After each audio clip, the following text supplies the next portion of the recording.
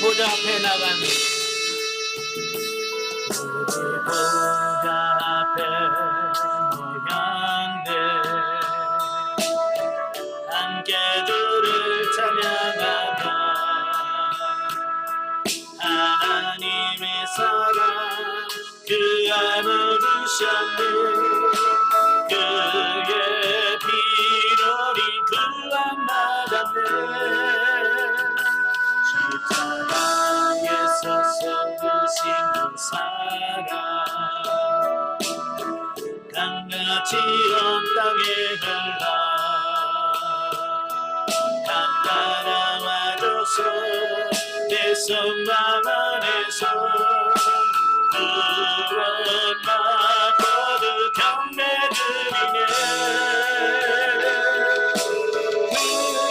구원하시니 모자에 앉으신 우리 하나님과 어린 양의 있도록 구원하시니 모자에 앉으신 우리 하나님과 어린 양의 있도다. 아멘. 기도하겠습니다. 은혜로우신 아버지, 은혜와 사랑 진심으로 감사합니다. 오늘도 귀한 시간 허락하시고 우리 계시록 7장을 보면서 수리자 관영하게 하셔서 감사합니다. 오늘도 말씀 날 때 그 말씀들이 살아있는 말씀이요 생명의 말씀이 될 수 있도록 성령님 도와주옵소서. 시동은 주님께 맡겨오며 예수님의 이름으로 감사하며 기도합나이다. 아멘.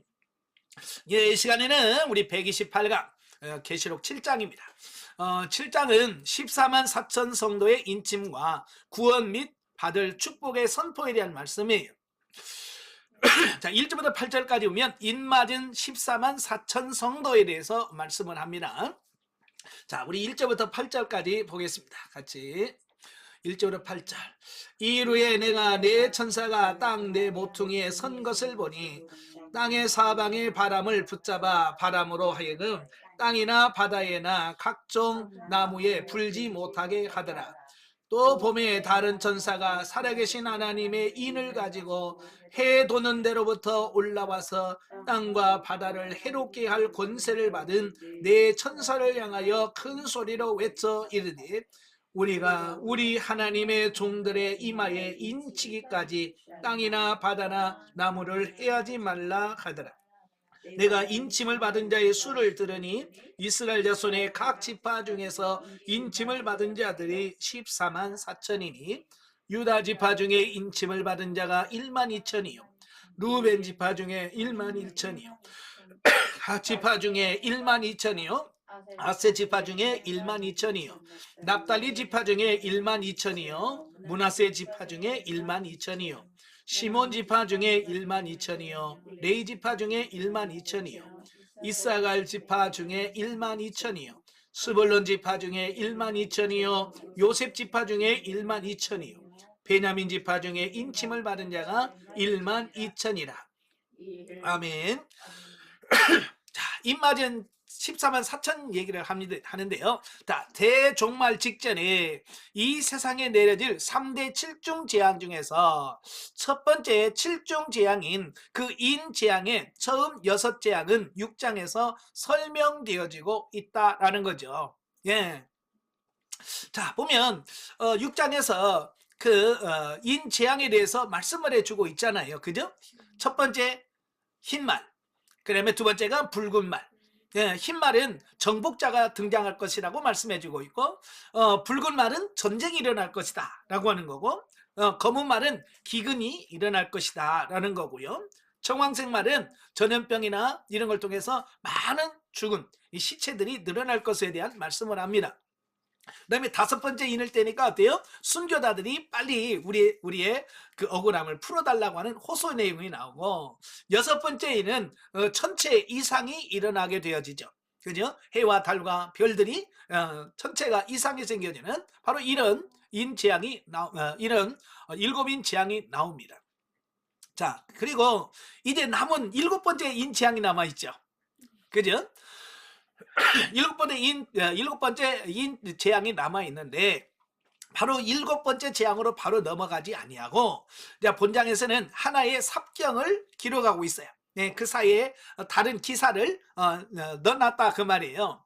자, 그래서 본장은 6장 17절에서 제기된 질문에 대한 답변인 동시에 6장 15절 16절에서 보여지는 바 하나님을 믿지 아니하여 극심한 고통을 받는 자들에 관한 대조되게 하나님을 믿어 구원받는 자들이 궁극적으로 얼마나 복된 위치에 있게 될 것인가를 보여줌으로써 본서의 독자들에게 위로와 소망과 용기를 주고자 하는 저자의 의도가 함축되어 있다라고 할 수 있다라고 하는 겁니다. 자, 그 6장 17절에 보면 뭐라고 되어 있어요? 그대의 진노의 큰 날이 이르렀으니 누가 능히 서리요? 예? 그 진노가 임할 때 그럼 누가 이 진노를 버텨 이겨낼 수 있나? 라고 하는 질문이 있잖아요. 그 질문에 대한 답이 뭐냐면 결국은 입맞아야 된다. 그 얘기를 하고 있는 거예요. 예, 그러니까 7장에 나오는 그 14만 4천 명에 관한 기록은 어찌 보면 우리에게 겁을 주는 말씀이 절대로 아니라고 하는 사실이에요. 예, 이건 겁을 주기 위한 것이 아니라 하나님을 믿는 성도들에게 위로와 소망을 주기 위해서 기록된 것이다 라고 하는 겁니다. 그러니까 그 6장 17절에 말하는 것처럼 과연 누가 서겠냐? 여러분도 성경 읽으면서 무슨 생각 들어요? 겁나요, 안 나요? 겁이 나죠. 그럼 우리도 정말 이 마지막 때 이런 징계를 받지 않고 구원받을 수 있을까라고 하는 어떤 두려움이 떤다 그 말이. 그래서 예전에 보면 이 두려움을 극대화시켜 이 요한계시록 하면 항상 뭐냐면 겁부터 줘. 그죠? 그래서 저도 초등학교 때 이 요한계시록 강의 듣거나 부흥회 때 보면 꼭 목사님들이 계시록 가지고 나오면서 666 받으면 막 엄청나게 심하고 뭐 이런 것만 이야기하니까 얼마나 겁이 나는지. 그죠? 또 휴거라는 책이 있었잖아요. 저는 휴거 책을 읽으면서 얼마나 겁이 났는지요. 나중에는 못 읽겠더라고. 얼마나 겁이 주는지. 예? 그런 요한계시록도 못 읽고요. 그런데요. 좀 영적으로 성장해서 보니까 이 요한계시록의 말씀은 그런 책이 아니더라고요. 우리는 막 협박하거나 뭐 공포를 조장하거나 그런 책이 아니에요. 도리어 우리에게 소망을 주고 우리에게 위로를 주기 위해서 준 책이다라고 하는 겁니다. 왜냐하면 그런 심판이 있지만 하나님을 믿는 사람에게는 이런 구원이 있다. 예, 그런 거예요. 그러니까 이런 거죠. 지금 초대교회에 예수 믿는다는 것 때문에 엄청나게 많은 고난이 있었잖아요. 그죠? 예수 믿는다는 것 때문에 운동장에서 많은 사람들이 모인 그곳에서 참수형을 당하기도 하고 산채로 화형을 당하기도 하고 짐승의 밥이 되기도 하고 막 이런 엄청난 이런 것들을 겪었잖아요. 그러니까 얼마나 위축되겠어요. 바로 그때에 걱정하지 마라, 염려하지 마라, 하나님이 너희를 보호하고 지켜주실 거야 라고 하는 어떤 그런 위로와 소망을 주는 책이 바로 요한계시록이라고 하는 거예요. 그러면 1절부터 4절에 보면 네 천사가 나오잖아요. 네 천사 본달락 중에 1절 4절에서 하나님의 백성들이 다 구원받기까지는 땅의 환란이 너무 극심하지 않도록 하라고 하는 명령이 언급되고 있어요. 그 1절에 보면 내가 네 천사가 땅 네 모퉁이에 선 것을 보니 땅의 사방의 바람을 붙잡아 바람으로 하여금 땅에나 바다에나 각종 나무에 불지 못하게 하더라. 그러니까 네 천사가 사방에서 이걸 딱 붙잡고 있는 거예요. 자, 오늘날 여러분들이 이 정말 위기 상황, 어려운 상황에서도 우리가 이렇게 편안하게 살 수 있는 이유가 뭐냐? 하나님께서 지금 그 천사들을 향해서 붙잡고 있어라. 예. 아직 때가 아니라, 예. 그걸 말씀해 주고 있는 거예요. 그러니까 하나님께서 지금 우리에게 평안한 삶을 허락해 주신 것이다 라고 하는 겁니다. 근데 그게 영원한 것이냐? 아니란 말이에요. 거기 보면 뭐라고 되어 있냐면 인치기까지, 예. 3절에 보면 그러죠. 우리 하나님의 종들의 이마에 인치기까지 땅이나 바다나 나무들을 해하지 말라 하더라. 이건 뭐예요? 일시적이라는 거예요. 한시적이라는 거예요. 이제 그 인을 다 치고 나면 뭐 할 거예요? 이제 그 심판이 임할 거예요. 네. 그러니까 지금은 하나님께서 인치는 시기이기 때문에 하나님께서 지금 붙잡고 있어서 우리가 이렇게 편안하게 살 수 있다라고 하는 겁니다. 자, 5절부터 8절에 보면 이제 구원받은 하나님의 종들의 수가 14만 4천 명이라고 하는 상징적인 숫자로 묘사되어지고 있다라고 하는 겁니다.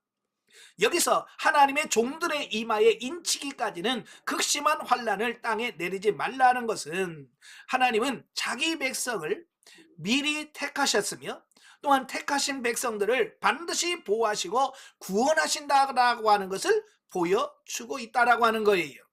그러니까 하나님께서는 본격적인 하나님의 심판이 임하기 전에, 그러니까 재앙이 임하기 전에 하나님께서는 구원받은 백성들을 미리 구별해 놓으시는 것을 의미한다라고 하는 거예요.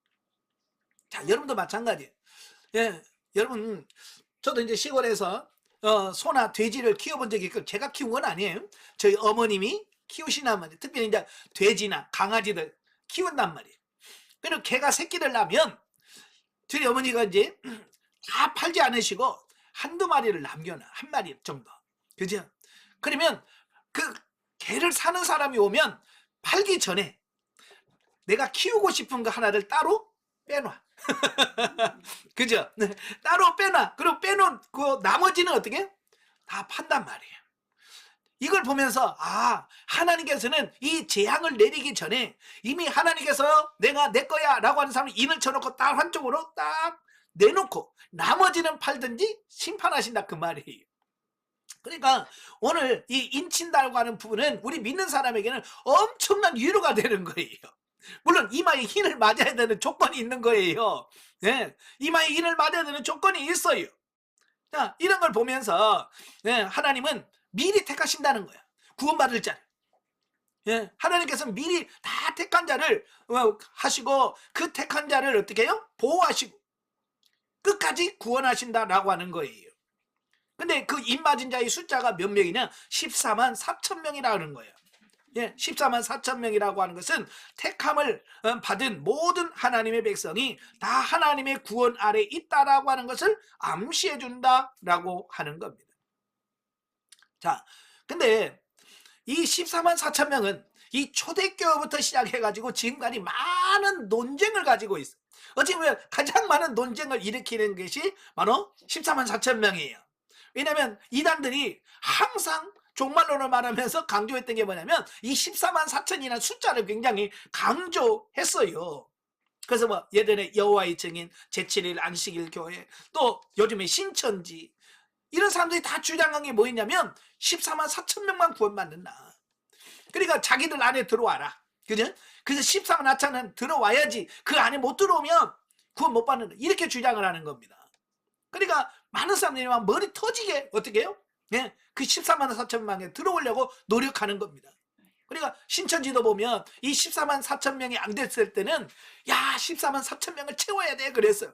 근데요 지금 14만 4천 명이 훨씬 넘었어요. 20만 내지 30만 명 돼요. 그러니까 그들이 뭐라고 그래? 그럼 왔어야지. 종말이 왔어야지. 근데 14만 4천 명이 넘었는데 안 와. 그러니까 뭐라고 그래? 이제 알곡과 쭉정이를 구분해야 된다는 거예요. 여기서 쭉정이를 걸러낸다는 거야. 그러니까 이제 뭐요? 이 신천지 안에서도 서로 뭐냐면 경쟁을 시키는 거야. 경쟁을 시켜. 그러니까 그 경쟁에서 살아남아서 14만 4천 안에 들어가려면 어떻게 해야 돼요? 정말로 죽등살등 하면서 해야 되는 거예요. 그래서 그걸 경쟁을 시켜가지고 신천지를 더 확장하려고 이런 시도를 하고 있다 그 말이에요. 그러니까 이 14만 4천 명을 바로 이해하지 못하면 그런 오해를 생길 수밖에 없다라고 하는 거예요. 그래서 우리는 이 14만 4천 명을 정말로 14만 4천의 숫자를 의미하는 거냐 아니면 상징수냐 라고 하는 부분을 아셔야 돼요. 여러분 어때요? 14만 4천 딱 그 숫자를 말할까요? 아니면 상징수를 말할까요? 상징수입니다. 14만 4천 명은 상징수예요. 자, 이유는 14만 4천이라는 숫자는 12지파의 12라는 충만수를 제곱한 수, 그러니까 12 곱하기 12, 완전하고 충만하고 충만하다 라고 하는 수를 곱해서 보니까 144예요. 여기다가 숫자 많다라고 하는 숫자를 많다가 천을 말합니다. 그리고 천천히요 만만이라고 말씀하잖아요. 그 천천히라고 하는 말은 많다라는 의미가 담겨져 있어요. 그래서 일본 이스라엘은 좀 통이 짧아서 예? 예, 천이면 큰 줄 알아. 근데 우리는 한국은 백보가 커. 그래서 억 단위, 억수로 많아. 수억 많아. 억 단위인데 예, 이스라엘은 천 단위예요. 예, 예, 천 하면 많다. 예, 그런 의미가 담겨져 있어요. 다시 말하면 자 본문이 제시하고 있는 수 그 14만 4천이라는 수는 구원받은 모든 하나님의 백성을 총칭하는 상징수이기 때문에 그 14만 4천이라는 수가 인침을 받았다라고 하는 것은 택함받은 모든 하나님의 백성은 한 사람도 빠짐없이 다 구원하신다고 하는 것을 의미한다. 암시해주고 있다라고 하는 겁니다. 여러분 14만 4천 그러면 어뜻 들으면 굉장히 많은 숫자 같이 보여요. 그죠? 그런데요 실제로 14만 4천 명은 얼마 안 됩니다. 지금 이 전주 시민이 62만 명이에요. 전주 시민이 62만 명이에요. 14만 명이면 몇 분의 1이에요? 4분의 1. 4분의 1밖에 안 돼요. 그러면 천국이 이 전주 시민의 4분의 1도 안 되는 수만큼밖에 안 된다는 건가? 말이 돼야 안 돼요? 안 되는 거예요. 예. 천국이 얼마나 작으면, 그죠? 얼마나 작으면 14만 4천 들어가면, 예? 더 이상 들어갈 사람이 없다 그러겠어요. 이 말이 안 되는 거예요. 예, 그래서 이건 상징수라, 예, 상징수다 그 말이에요. 그래서 또 그 구원받은 숫자를 보면 각 지파에 딱 1만 2천 명씩, 유다 지파 1만 2천, 베냐민 1만 2천, 다 지파마다 정확하게 1만 2천 명씩 딱 이렇게 주어집니까? 예, 그럴 수 없어요. 자, 천국을 차지하는 부분을 보면 비유를 보여준 게 뭐냐면 여호수아가 이스라엘 백성을 이끌고 가나안을 정복을 하고 기업을 분배해 주잖아요. 이 기업을 분배할 때 딱 자로 재가지고 딱 똑같이 예를 들어서 1,000평, 10,000평씩만 딱딱 준 겁니까? 아니잖아요. 유다 지파 같은 경우는 어마어마하게 차지해. 거의 뭐 가나안 땅에 거의 3분의 1을 차지해. 또 므낫세 지파가 거의 3분의 1을 차지해. 그 나머지는 3분의 1 갖고 조금씩 나눈단 말이에요. 예, 왜 그렇게 나눴을까요? 예, 그들이 가나안 정복 전쟁에 얼마나 열심을 품고 열심을 다했느냐에 따라서 그렇게 기업이 다른 거예요. 보통 보면 하나님 너무 이거 차별 대우 하는 거 아닙니까? 라고 생각하지만 차별 대우가 아니라 그들이 심은 만큼, 그들이 행한 만큼 준 거예요. 그러니까 여러분도 나 천국에 가가지고 네? 누구 집은 크고 우리 집은 작을 거란 말이에요. 거기 가서 왜 내 집은 적어요? 라고 할 거 아니에요. 왜 적다고 그럴까요? 너는 너는 세상에서 한 거 그것밖에 없어. 네가 심은 대로, 네가 행한 대로 받는 거예요. 어때요, 여러분? 천국에 가서 큰 상 받을 것 같습니까? 예? 어때요? 큰 상 받을 것 같아요? 상이 없을 것 같아요? 예. 어떤 분이 그래 개털 모자 쓴 장로님이란 그 예화가 있잖아. 예? 평생 장로로 사역을 하고 일하고 나중에 천국 가가지고 자기의 금 면류관이 막 클 줄 알았는데, 예? 면류관은 하나도 없고 쫙 구석에 가니까 개털로 짠 모자 하나가 있더래. 근데 그게 이름표가 자기 이름이 있더라는 거야. 자, 우리가 많은 사람은 그럴 수 있어요. 예. 그러니까 착각 속에 살지 말고 진짜로 하나님 앞에 내가 인정받을 수 있는 삶을 사는 것이 중요하다라고 하는 거예요. 아시겠죠? 그 14만 4천 명은 상징수예요. 그러니까 하나님의 택한 백성들은 이마에 도장을 딱 찍어놓고 반드시 그 사람은 구원하신다. 하나도 빠짐없이 완벽하게 그런 의미가 담겨져 있지 숫자로 하나 둘 세 가지고 14만 4천 명은 아니라는 거예요. 이해하시죠? 예. 자, 다시 말해서 하나님은 한 번 구원하기로 작정하신 자는 하나님의 자녀로 인을 쳐서 반드시 구원하신다는 사실을 말씀하고 있다라고 하는 거예요. 자, 여기서 인을 친다라고 하는 말은 무슨 말이에요? 소유권이에요. 소유권. 내 거다. 그런 뜻이에요. 저도요, 책을 사면 권대한이라는 이름이 있어요. 도장이 있어요. 그래서 스탬프로 탁 찍어가지고 다 책마다 찍어놔. 그래서 제가 3책은 다 권대한 이름 찍혀렸어. 이건 뭐예요? 이건 내 거니까 손대지 마. 그 얘기거든요. 그죠? 하나님이 여러분의 이마에다가 딱 무슨 글자인지는 모르지만 여러분 하나님의 도장 딱 찍었다는 말은 무슨 말이에요? 너는 내 거다. 예, 그런 뜻이에요. 예. 자, 그리고 인을 쳤뿐만 아니라 그를 끝까지 구원할 수 있도록 인도하신다. 이걸 다른 말로 성도의 견인이라고 부릅니다. 예, 완벽하게 우리가 구원받을 수 있도록 하나님 이끌으신다는 거예요. 자, 그러므로 만에 하나 성도된 우리가 극심한 핍박이나 재앙을 받게 된다 하더라도 우리는 우리에 대한 하나님의 사랑과 보호는 불변하신다는 것을 명심하여 낙심하거나 절망하지 말고 닥쳐오는 환난을 이겨 승리의 면류관을 손에 넣도록 해야 한다라고 하는 거예요. 그러니까 이 사실을 믿는다고 한다면 그래, 하나님은 절대로 우리를 잊어버리지 않으셔. 네? 구원자의 명단에서 빼거나 그러지 않을 거야. 하나님 우리를 반드시 구원할 거야라는 이런 확신을 가지고 끝까지 믿음을 지켜가야 된다, 그 말이에요. 왜 이런 걸 썼을까요? 이 초대교회에 엄청나게 핍박이 심했잖아요. 그죠? 네로 황제 때, 예? 예. 네로 황제뿐만 아니라 또 도미티안 황제 때, 예? 계획적으로 엄청나게 많은 핍박이 있어요. 그러니까 이 믿음이 약한 사람들은 갈등하잖아요. 그죠? 정말 여기서 내가 지금 이 신앙을 지켜야 될 이유가 있을까? 내가 이렇게 하면 뭐가 있을까? 뭐 이런 갈등이 있잖아요. 그러면 갈등이 있을 때 그 갈등하지 말고 믿음을 가져라. 하나님 한번 구원받은 사람 그 어떤 상황이 오더라도 잃지 아니하고 구원해 주실 거다라고 하는 이런 확신을 찬 메시지를 우리에게 주고 있다라고 하는 거예요. 자, 두 번째 단락은 이제 9절부터 17절까지입니다. 자, 9절부터 17절.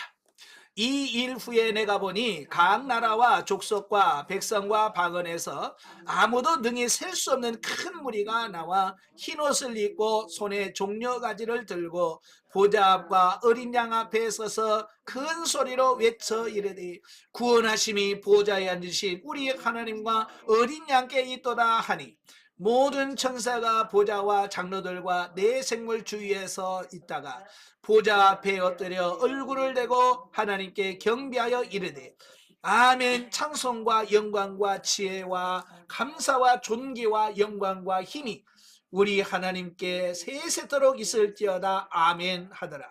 장로 중 하나가 응답하여 나에게 이르되 이 흰옷 입은 자들이 누구며 또 어디서 왔느냐? 내가 말하기를 내 주여 당신이 아시나이다 하니 그가 나에게 이르되 이는 큰 환난에서 나오는 자들인데 어린 양의 피에 그 옷을 씻어 희게 하였느니라. 그러므로 그들이 하나님의 보좌 앞에 있고 또 그의 성전에서 밤낮 하나님을 섬김에 보좌에 앉으신 이가 그들 위에 장막을 치시리. 그들이 다시는 줄이지도 아니하며 목마르지도 아니하고 해나 아무 뜨거운 기운에 상하지도 아니하리니 이는 보좌 가운데 계신 어린 양이 그들의 목자가 되사 생명수 샘으로 인도하시고 하나님께서 그들의 눈에서 모든 눈물을 씻어 주실 것임이라. 아멘. 자, 여기서는 구원받을 자들의 찬양과 또 그들이 받을 축복에 대해서 말씀을 하고 있어요. 자, 본단락은 앞단락에 구원받은 자들을 다 인치시기까지 극심한 재앙을 내리는 것을 유보하라는 내용과 그 구원받은 자들의 수의 총 합계가 14만 4천, 곧 셀 수 없이 무수한 많은 수라는 사실을 말하고 있는데 그처럼 많은 숫자가 구원의 주체가 되시는 삼위 하나님을 찬양하는 내용이 9절부터 10절에 나온다라고 하는 겁니다. 예, 그러니까 거기 보면 찬송의 내용이 뭐예요? 구원하심이 보좌에 앉으신 우리 하나님과 어린 양에게 있도다. 자, 이 말은 무슨 말이에요? 예, 우리가 구원받는 것은 전적인 하나님의 은혜요, 어린 양의 은혜입니다. 그걸 찬양하고 있어요. 예, 구원은 절대적인 하나님의 은혜 안에서 이루어지는 거예요. 자, 그 다음에 구원받은 무리들이 천사와 24장로들과 네 생물이 함께 삼위 하나님을 경배하고 찬양하는 내용이 11절부터 13절에 나옵니다. 자, 여기 보면 천사, 24장로, 또 네 생물, 또 구원하는 무리, 이건 뭐예요? 모든 피조물, 하나님을 취한 모든 피조물들을 다 가리키는 겁니다. 찬양할 때 어느 일부가 아니라 모든 피조물이 하나님을 찬양하고 있다는 거고요. 또 구원받은 자들이 하나님의 나라에서 영원히 하나님과 동행하며 복된 삶을 누리게 될 것이라는 축복을 14절부터 17절에 말씀해 주고 있습니다. 네, 네, 언급하고 있다. 자, 이 말이 무슨 말이에요? 다시는 주님이 우리로 하여금 고난과 어려움을 당하지 않게 하시고 우리 또 목마르지도 않게 하실 것이다. 우리 지켜주고 보호하시는 그 천국에서의 그 행복한 삶에 대해서 말씀해 주고 있습니다. 17절 마지막에 뭐라고 그래요? 모든 눈물을 씻어 주실 것이요. 자, 우리가 이 세상에 살면서 힘들고 어려울 때 우리는 찔찔찔 짜면서 아버지 언제입니까? 그러잖아요. 그렇지만 주님께서 마지막 때 여러분의 눈에서 눈물을 싹 제하시는 기쁨의 날이 오게 될 것이라고 하는 사실이에요. 한마디로 보면은 하나님 나라의 모든 구성원들이 다 모여 지극히 아름답고 복된 삶을 살아갈 장면을 묘사해 놓음으로써 본서를 읽는 이로 하여금 자신도 구원받은 자의 반열에 서서 그러한 복을 누릴 것을 결심하도록 권유하고 격려하고 있다라고는 하는 겁니다. 그러니까 말세에 여러 고통, 힘든 것 때문에 신앙을 포기할까 말까 고민하는 성도들에게 고민하지 말라는 거예요. 끝까지 승리해서 하나님이 이렇게 예비하시고 준비해 놓으신 그 하나님의 나라 영광된 축복을 받아 누려야지 않겠냐, 이걸 말씀해 주고 있는 거예요. 그러니까 아무리 많이 준비해 놨어도 우리가 들어가야지. 그렇잖아요? 못 들어가면 아무 의미가 없잖아요. 들어가야 돼. 사실 여기서 찬양을 한다고 그랬잖아요. 모든 피조물이 다 찬양한다고 그랬죠. 여러분, 찬양은 언제 나오나요? 힘들고 괴로울 때 나옵니까? 찬양은 주로 행복할 때, 너무 좋을 때 나오는 것이 찬양이에요. 사실 힘들고 어려울 때는 한숨만 나오지 찬양이 안 나오거든요. 그러니까 여기서 구원받은 모든 무리들이 하나님을 찬양한다라고 하는 말은 무슨 말이냐? 천국에서의 삶, 구원받은 자의 삶이 너무 얼마나 행복하고 얼마나 좋으냐, 이게 얼마나 좋고 얼마나 행복했으면 끊임없이 하나님을 찬양할까요? 자, 그래서 이 땅에 살면서 여러분들 하나님의 나라에 가서 찬양 부르시려면 이 땅에서 찬양 연습 많이 하고 가십시오. 아시겠죠? 그래서 이 땅에서 열심히 찬양하시고 많이 준비하셔야 하나님의 나라 가서 찬양할 수 있습니다.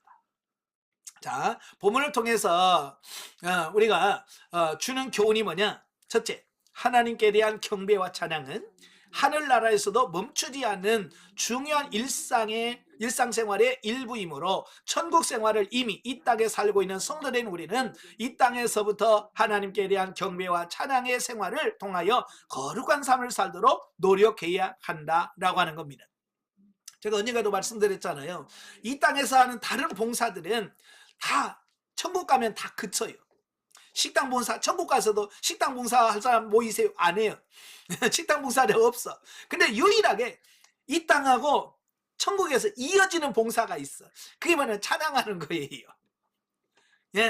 그래서 이 땅에서부터 성가대와 찬양대로서 열심히 봉사하셔야 여러분 천국에 가서도 1순위 찬양할 사람이 따라와. 그럴 때 열심히 연습하신 분들은 거기서 찬양대원에 가서 환영받을 수 있습니다.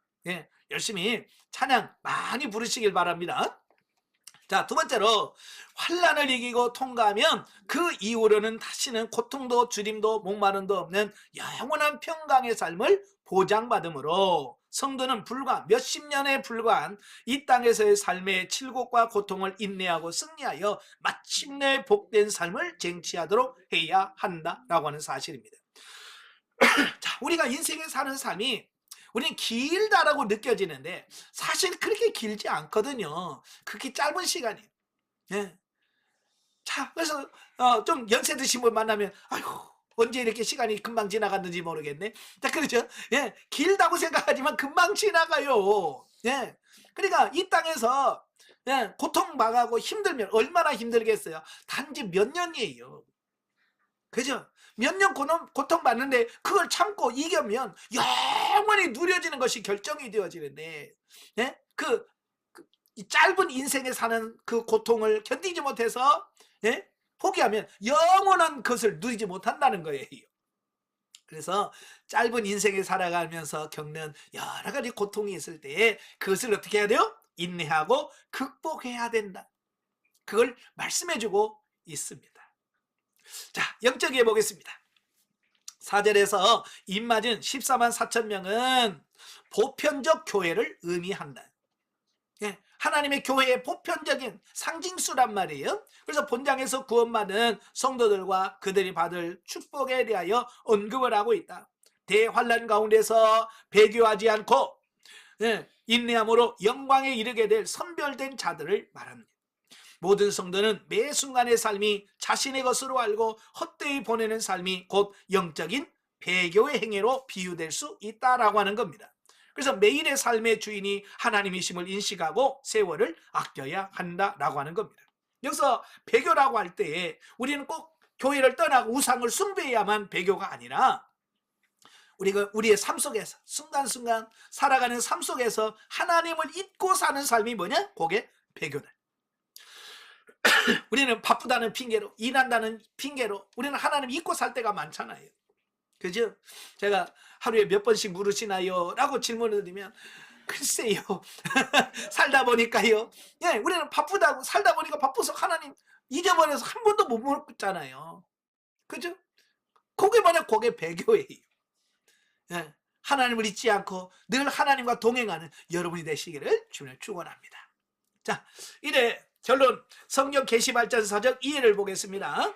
자, 오늘은 인침받은 자, 도장 찍는 걸 이걸 말합니다. 오늘 본문에 보면 4절 5절 8절에 보면 인침을 받는다, 인친다 라고 하는 말이 쭉 나오는데요. 자, 여기서 인이라고 하는 것은 도장인자예요. 도장인, 도장을 찍는 거다. 도장은 이름이나 글자를 나무, 뿔 또는 고무 따위에 새겨 표지나 증명을 나타내는 물건을 가리킨다. 그래서 도장도 종류가 많잖아요. 고무, 요즘은 고무인, 고무로 만든 인도 있고요. 거의 이제 나무로 찍잖아요. 근데 이제 돈 있고 그러면 이제 금, 은이나 이런 걸로 도장을 만들어서 하기도 합니다. 자, 이 도장은 역사가 길어요. 그래서 애굽 시대도 있었고요, 바벨론 시대도 있었고요. 그 이전부터도 바로 이런 도장을 사용되었어요. 특히 이 바벨론 신사들은 노끈으로 매어 목에 걸고 다녔다라고 말합니다. 이 도장을 노끈으로 묶어서 목에다가 걸고 다녔다라고 하는 겁니다. 자, 히브리인의 도장은 대개 타원형이요. 옛날 성경 목도장 보면 약간 이렇게 타원형으로 돼 있죠. 그 다음에 타원형도 있고요. 또 반지에 붙은 인장도 있었는데 주로 오른손가락에 끼었다라고 말합니다. 성경은 인장반지라고 하잖아요. 인장반지, 도장, 손톱, 반지 형식으로 된 도장이 있습니다. 그래서 이렇게 꾹 찍어는 자, 이런 부분도 있습니다. 자, 인장은 오늘날의 서명 혹은 날인과 마찬가지로 문서의 증인으로 썼다라고 하는 겁니다. 그래서 이 도장을 찍는다라고 하는 말은 무슨 말이에요? 내가 허락했다, 내가 승낙했다 라고 하는 의미가 담겨져 있습니다. 그래서 이 도장은 함부로 찍으면 돼, 안 돼? 안 되는 거예요. 가끔 보면 인감 도장 하나 잘못 찍어가지고 망한 사람 종종 있어요. 그러니까 뭔지도 모르고 도장 찍어주세요. 그러니까 뭐 그냥 알았어 하고 찍어줬는데 나중에 땅 다 날아가고 집이 다 날아가는 이런 경우도 있다 그 말이에요. 그러니까 도장을 함부로 찍으면 안 되는 거예요. 자, 그래서 부자들은 금속이나 금은동 이런 것이나 또 심지어는 보석을 이용해서 만들었으나 그렇지 못한 사람들은 나무나 석회석 또는 진흙을 이용하여 만들었으며 모양은 다양해서 원모양이나 또 타원형 또는 사각형도 있고 원통으로도 된 것도 있다라고 하는 거예요. 또 그 용도가 뭐냐? 도장의 용도는 여러 가지 용도인데요. 첫째, 신변을 보호하거나 수호하기 위해서 이 신변을 보호한다는 말은 무슨 말이냐면 자기 신분을 보증하는, 도장을 벗어 내가 이런 사람이야 라고 이렇게 보여주는 의미가 있다라고 하는 겁니다. 주로 이제 중국에 가면 호패라고 하는 게 있어요. 그래서 그 호패는 자기 신분을 상징하면서 도장 역할을 하죠. 그다음에 우리 아마 여러분, 저도 어릴 때 암행어사라는 그 드라마가 있었어요. 그 암행어사가 뭐요 하다가 말이 그려져 있잖아요. 말을 그러다 암행어사 출동이야 그러잖아요. 바로 이런 상징적 자기 신변 또는 신분을 상징하는 어떤 이런 부분을 보게 되고요. 두 번째로 어떤 물건의 소유주임을 나타낼 때, 아까도 제가 말했죠. 책 사가지고 책에다가 내 거다. 내 거야 건들지 마. 그래서 도장 딱 찍어 놓잖아요. 그건 내 거라는 의미예요. 또 세 번째로 문서의 신빙성을 증거하기 위해서 쓰는 거예요. 그잖아요. 그래서 어떤 문서를 기록하고 나서 나중에 도장을 딱 찍어요. 그것은 내가 인정해줬다. 그런 것을 상징하고 있습니다. 또 네 번째, 상표를 찍는데 사용되기도 한다. 네, 상표를 찍는 경우도 있죠. 히브리어는 이 호탐 또는 호테멧 또 이지카라고 하는 말로 쓰는데요. 인봉하다, 인장, 또 인장 반지라는 의미입니다. 또 헬라어로는 스프라기스라고 합니다. 또 이건 인을 말하고요. 스프라기조라는 인봉하다, 인치다, 확증하다라는 의미로 사용되어집니다. 자, 성경에 그 인이라고 하는 말을 제일 처음 나온 게 창세기 38장 18절이에요. 예, 그러니까 이 도장이 훨씬 오래됐다는 거, 역사가 일찍 오래됐다라고 하는 것을 의미하죠. 자, 38장은 그 유다와 다말 사건을 기록한 내용이에요. 그러니까 유다가 자기 부인이 죽고 외로워하고 있어요.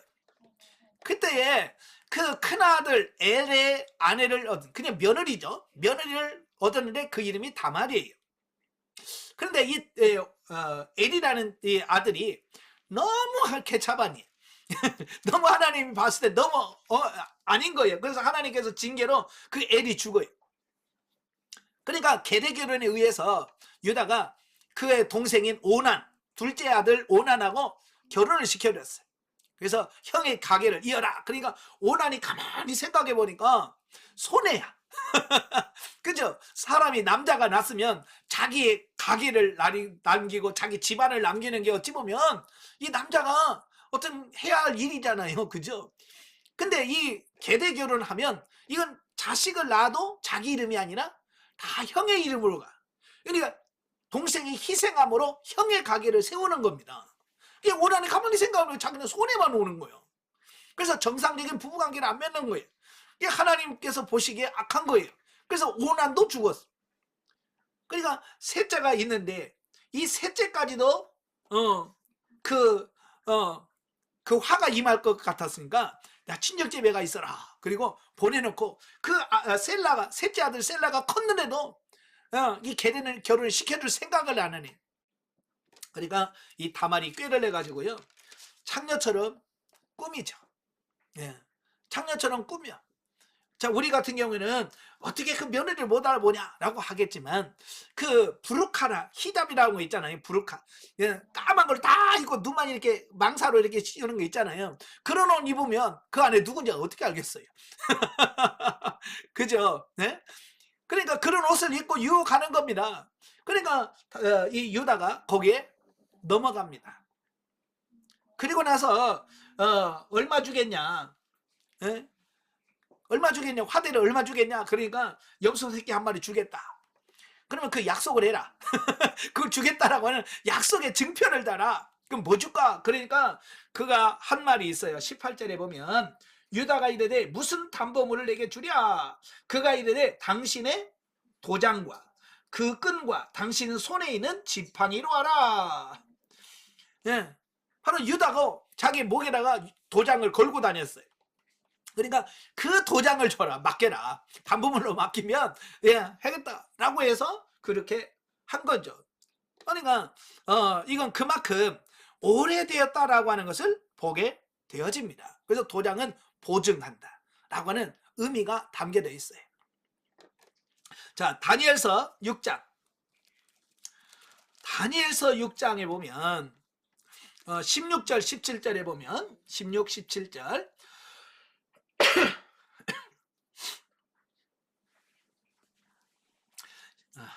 다니엘서 6장 16, 17절. 이에 왕이 명령하여 다니엘을 끌어다가 사자굴에 던져 넣은지라. 왕이 다니엘에게 이르되 내가 항상 섬기는 너희 하나님이 너를 구원하시리라 하시니라. 이에 돌을 굴려다가 굴어기를 막으매 왕이 그의 도장과 귀족들의 도장으로 봉하였으니 이는 다니엘에 대한 조치를 고치지 못하게 하려 함이니라. 이건 보통 이제 인봉이라고 해요.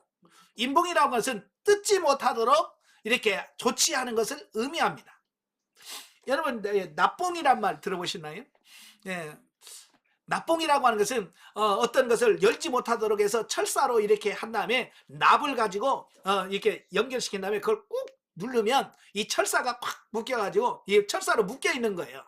그래서 이걸 뜯으면 이걸 끊어야 되잖아요. 그죠? 그래서 이걸 끊으면 나중에 이거 누가 뜯어봤구나 라고 하는 것을 확인할 수 있게 해서 뜯지 못하도록 납봉을 하는 겁니다. 바로 이런 거예요. 다니엘을 사자 굴 속에다 던져 넣어.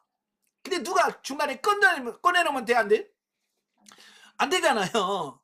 그러니까 다니엘을 사자 굴 속에 던져놓고 아무도 그를 꺼내지 못하도록 하기 위해서 왕과 귀족들이 도장과 이런 걸로 다 도장을 찍어 놓는 겁니다. 예. 그건 함부로 열지 못하도록 이렇게 조치를 하는 겁니다. 보통 이걸 인봉했다라고 말하는 겁니다. 그 목적은 뭐냐? 지키기, 보호하고 지키기 위한 목적이다라고 하는 겁니다. 저도 이제 군에 있을 때 저는 이제 탄약 관리를 했거든요. 이제 탄약 관리를 하다 보니까 이 젊은 사람들이 이 탄약을 관리하다 보면 잘못 생각할 수 있잖아요. 그러니까 이 확인을 해야 돼. 그래서 확인하려면 어떻게 하냐? 이게 하얀 종이로 이렇게 붙여요. 하얀 종이로 붙여놓고 거기다가 이렇게 도장을 딱 찍어놔. 그러면 이걸 열려면 꺼내려면 이걸 어떻든 그걸 열어야 되잖아요. 그죠? 여는 순간 그 종이가 잘라져. 그러니까 나중에 요걸 열었구나 안 열었구나 라고 하는 것을 확인할 수 있는 거예요. 바로 이런 그걸 열지 못하도록 지키기 위한 목적으로 이런 인봉을 한다라고 하는 겁니다. 또 출애굽기 28장 출애굽기 28장 11절 보석에 새기는 자가 도장을 새김과 같이 너는 이스라엘 아들들의 이름을 그 두 보석에 새겨 금태에 물리고 그랬죠. 예, 또 21절 이 보석들은 이스라엘 아들들의 이름대로 12이라 보석마다 12지파의 한 이름씩 도장을 새기는 법으로 새기고 그랬어요. 이 대제사장이 입는 옷에 보면 이 어깨에 견대가 있어요. 견대. 양쪽 어깨에 견대가 있는데 여기다가 보석을 하나 딱 받고 한쪽에다가 6지파 이름, 이쪽에 6지파 이름을 딱 써요. 네, 그건 뭐예요? 제사장이 자기 어깨에다가 메었다라고 하는 상징적 의미를 갖고 있고요. 또 가슴에 흉패가 있어요. 예, 한 뼘 한 뼘 되는 흉패가 있는데 그 12보석이 박혀 있어요. 예, 12보석이 박혀 있는데 각 보석에다가 한 지파씩의 이름을 쫙 써 있어. 예, 그러니까 뭐예요? 가슴으로 12지파를 품고 있다라고 하는 어떤 상징적 의미를 갖고 있죠.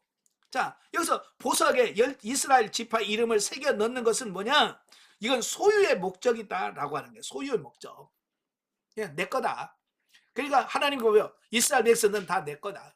예, 내 백성이야. 내 소유야. 라고 하는 어떤 그런 인침을 말합니다. 라고 하는 거예요. 자, 그 다음에 에스더서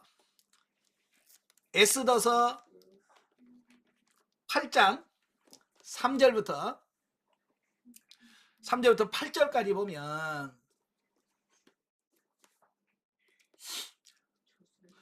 특히 이제 8절만 보겠습니다. 너희는 왕의 명의로 유다인에게 조서를 뜻대로 쓰고 왕의 반지로 인을 칠지어다. 왕의 이름을 쓰고 왕의 반지로 인친 조서는 누구든지 처리할 수 없음이라 하니라. 자, 여기 보면 이제 사실은 유대인들이 다 죽게 돼 있잖아요. 근데 에스더가 죽으면 죽으리라. 그래서 왕 앞에 가가지고 잔치해 오십시오. 그러니까 2번 잔치를 차리고 마지막에 뭐라 그래? 내 백성과 나를 살려주십시오. 그러면서 하만의 그 괴락을 다 말합니다. 그러니까 왕이 하만을 장대에 매달고 이제 그의 모든 것을 에스더에게 주면서 뭐라고 말하냐면, 그래? 그러면 그 유대인을 살릴 수 있는 방책을 너희가 써라. 예? 왜냐하면 그때 당시 메대와 바사의 법에 의하면 왕이 한번 도장을 찍어서 보내면 이걸 왕도 못 바꿉니다. 그 법이 있어요. 왕도 한번 내가 명령을 내려놓고 이 도장을 찍으면 왕도 함부로 못 바꾸는 법이 있어요. 그러니까 왕도 고민이 하잖아요. 왜? 이미 하만을 통해서 뭐요? 12월 13일이면 유대인들을 다 죽이고 그의 재산을 다 빼앗아라 라고 하는 이미 왕으로 된 그 칙령이 내렸기 때문에 그걸 처리한다는 것은 법적으로 안 되는 거예요. 법적으로 안 되니까 왕도 고민이죠. 이걸 안 하긴 해야 되는데 어떡하지? 방법이 없는 거야. 그래서 그들에게 야, 니네들 알아서 해. 내가 도장 줄 테니까 니네들 알아서 해. 그래서 왕이 자기의 도장을 주는 겁니다. 그래서 에스더와 모르드게가 하나님께 기도하고 꾀를 내죠. 그래서 그날은 유대인들이 다 뭉쳐가지고 자기를 수호해라, 지켜라.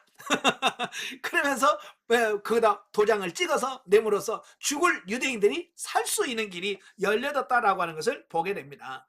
여기서 조서의 왕의 반지로 도장을 찍었다라고 하는 것은 문서의 신빙성을 의미합니다. 왕이 제가 했다, 허락했다라고 하는 상징적 의미를 담고 있다라고 하는 겁니다. 또 학개서 2장 23절 학개서 2장 23절 만군의 여호와가 말하노라 스알디엘의 아들 내 종 스룹바벨아 여호와가 말하노라 그날에 내가 너를 세우고 너를 인장으로 삼으리니 이는 내가 너를 택하였음이라 만군의 여호와의 말이니라 하시니라. 예. 학개서를 통해서 그 스룹바벨은 그때 당시 총독이면서 성전 건축에 앞장섰던 사람이거든요. 그 사람을 뭐라고 그랬어요? 스룹바벨아 내가 너를 세우고 너를 인장으로 삼으리라. 예, 인장으로 삼을 것이다. 여기서 인장을 삼으리라는 말은 뭐예요? 하나님이 선택한 사람이라고 하는 의미를 담고 있다는 겁니다. 예, 다른 말로 지명. 예, 하나님께서 너를 지명했다라고 말하잖아요. 바로 도장을 찍었다라고 해서 아까 소유권을 의미한다고 그랬잖아요. 하나님이 너를 나의 도장으로 삼겠다라고 말씀하고 있습니다. 자, 이렇게 해서 구약의 의미를 보면, 자, 오늘은 인이라는 인은 뭐라고 써요? 도장. 자, 구약에서는 이 도장이 뭐냐면 신분을 보장하는 신분. 예, 자기의 신분을 보장하고 또 이걸 자기를 지키는 수호. 예. 그 도장을 통해서 자기를 수호하게 하고 또 소유, 내 거다 라고 하는 어떤 이런 목적을 가지고 있고요. 문서의 신빙성, 또 지명, 하나님의 것, 하나님의 소유, 자, 이런 외적인 어떤 형상들을 통해서 하나님의 그 도장의 의미를 인이라고 하는 부분을 여기서 말씀해주고 있습니다. 자, 이게 이제 신약시대에 넘어오면 이 개념이 바뀌어요. 육적인 부분에서 영적인 부분으로 바뀐다는 거예요. 그리고 구약에서 뭐 신분 보장, 뭐 수호 이런 것 다 뭐냐 외적인 부분이에요. 외적, 육적인 부분이란 말이에요. 자, 그런데 이제 신약시대에 넘어오면 자, 요한복음 6장 27절. 요한복음 6장 27절. 썩을 양식을 위하여 일하지 말고 영생하도록 있는 양식을 위하여 하라. 이 양식은 인자가 너희에게 주리니 인자는 아버지 하나님께서 인치신 자니라. 예? 하나님께서 인치신 자라. 여기서 인쳤다는 말은 무슨 말이에요? 하나님은 예수님을 도장을 찍었단 말이에요. 이건 뭐예요? 넌 내 거야, 내 아들이야 라고는 그런 의미를 갖고 있다라고 하는 거예요. 예, 하나님의 아들이라고 하는 것을 인정했다.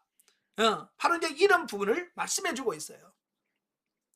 자, 그 다음에 고린도전서 9장 2절. 자, 다른 사람들에게는 내가 사도가 아닐지라도 너희에게는 사도이니 나의 사도됨은 주 안에서 인친 것이 너희라. 그렇죠? 예, 사도 바울도 하나님께서 그 사도된 것을 인친 것 보장해주고 인정해준 게 뭐냐? 너희 성도들이다. 그런 얘기를 하고 있는 거예요. 자, 그 다음에 고린도후서 1장 22절입니다. 고린도후서 1장 22절. 자, 그가 또한 우리에게 인치시고 보증으로 우리 마음에 성령을 주셨느니라 그랬죠. 자, 하나님께서 우리를 구원하셨단 말이에요. 우리를 구원하셨어. 그냥 구원하시고 뭐라 그래요? 우리에게 인을 치셨다. 이제 구원받은 우리를 너는 내 거야 라고 하나님이 우리에게 인을 쳤는데 그 인이 뭐냐? 우리의 마음에 돼 있죠. 이 마음이라고 하는 말은 우리의 영을 말합니다. 예? 우리의 영에 성령을 주셨다. 그러니까 우리가 거듭나고 중생한 사건은 하나님께서 우리에게 뭐 하는 거냐? 넌 내 거야 라고 도장을 찍는 거예요. 그러니까 성령이 임했다. 내 안에 성령이 충만하다는 말은 무슨 말이에요? 하나님이 나에게 인침이 확실하다. 예? 하나님이 나를 구원한 것이 맞다. 그런 의미를 갖고 있다라고 하는 거예요. 또 2장 19절 디모데후서 2장 19절도 마찬가지고요. 자, 에베소서 1장 13절. 에베소서 1장 13절. 그 안에서 너희도 진리의 말씀으로 너희의 구원의 복음을 듣고 그 안에서 또한 믿어 약속의 성령으로 인치심을 받았으니. 이제 성령으로 인침을 받았다. 자, 이 말은 무슨 말이에요? 오늘도 성령으로 충만해야만 하나님을 나를 구원받은 하나님의 백성이라고 하는 이 인을 받았다라고 하는 거예요. 자, 이 말씀이 오늘 본문 계시록 말씀과 연결되어지는 겁니다. 예.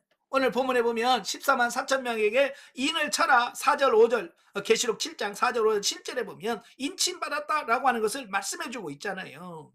예. 그 인이 진짜 우리 이마에다가 낙인을 팍 찍듯이 찍는 거냐? 자, 그게 아니라는 거예요. 이미 다 말씀드렸죠. 예. 자, 구약에서는 어떤 도장과 어떤 이런 것을 의미한다면 신약시대에 오면 영적인 인이에요.